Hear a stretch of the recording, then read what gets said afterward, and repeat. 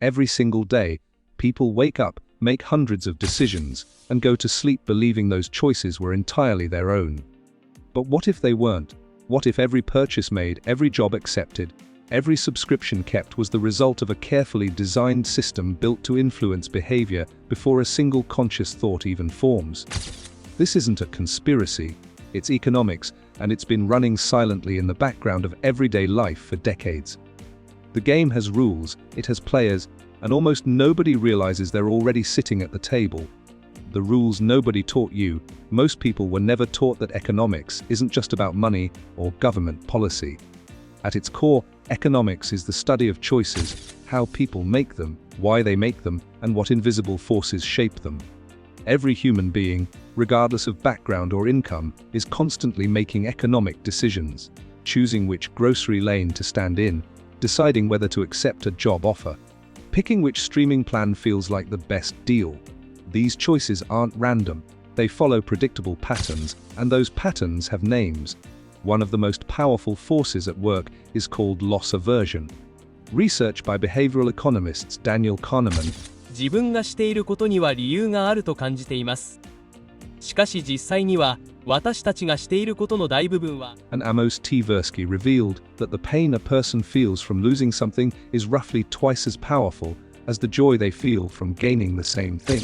Losing $100 doesn't just feel bad, it feels approximately twice as devastating as finding $100 feels good. This single psychological fact shapes billions of dollars of consumer behavior every year. This is exactly why Netflix, when a subscriber tries to cancel, shows a personalized message highlighting every show and feature that person will immediately lose access to. It isn't an accident. It's a deliberate design that leans directly into the human fear of loss.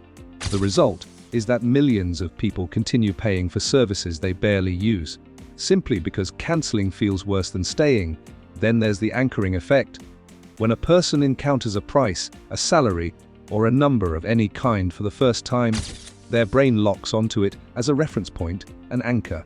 Every comparison made afterward is filtered through that initial number, even when the anchor is completely arbitrary.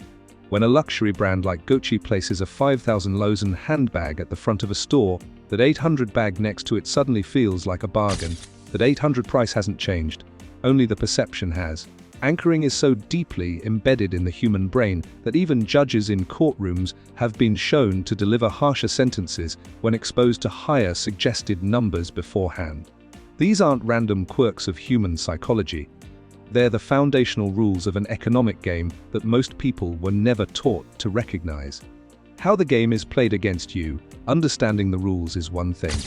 But the more uncomfortable truth is that corporations, platforms, and entire industries have spent billions of dollars studying these psychological patterns, not to help the average person make better decisions, but to extract maximum value from the natural tendencies of the human brain.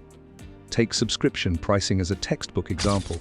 When a streaming platform or software company offers 3 pricing tiers, a basic plan, a standard plan, and a premium plan, the middle option is rarely chosen because it offers the best value. It's chosen because the human brain instinctively gravitates toward the middle as a psychological, safe zone. The premium option isn't really meant to be purchased widely. It exists to make the middle option feel reasonable by comparison.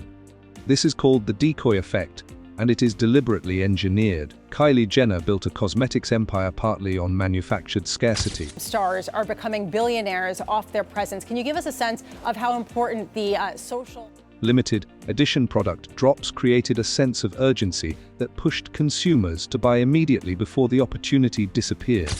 The fear wasn't that the product would run out, it was that the consumer would be left behind. That anxiety is loss aversion working at full power. The product line generated hundreds of millions of dollars in revenue built on a psychological lever, not just on the quality of the lip kits themselves. Amazon, under Jeff Bezos, built one of the most sophisticated economic nudge systems in history through its Prime membership. Once a consumer joins Prime, the psychology of the sunk cost fallacy kicks in almost immediately. Because the annual fee has already been paid, the brain rationalizes choosing Amazon for every purchase, even when competitors offer better prices, because not doing so feels like wasting the membership. Every decision loop feeds back into the platform. The architecture wasn't accidental. It was a masterclass in behavioral economics applied at global scale. Social media platforms operate on an even subtler level. The social validation loop, where every like, comment, and share triggers a small dose of dopamine, keeps users engaged far beyond what they intend. This translates directly into advertising revenue. The user is not the customer, the user is the product. Their attention is being sold to brands, and the currency being extracted is time, psychological energy, and ultimately money. Publicly discussed the attention economy and the platform's role in shaping public behavior. Whether one agrees with his methods or not, his recognition of attention as an economic resource reflects a broader truth that most everyday users never stop to consider.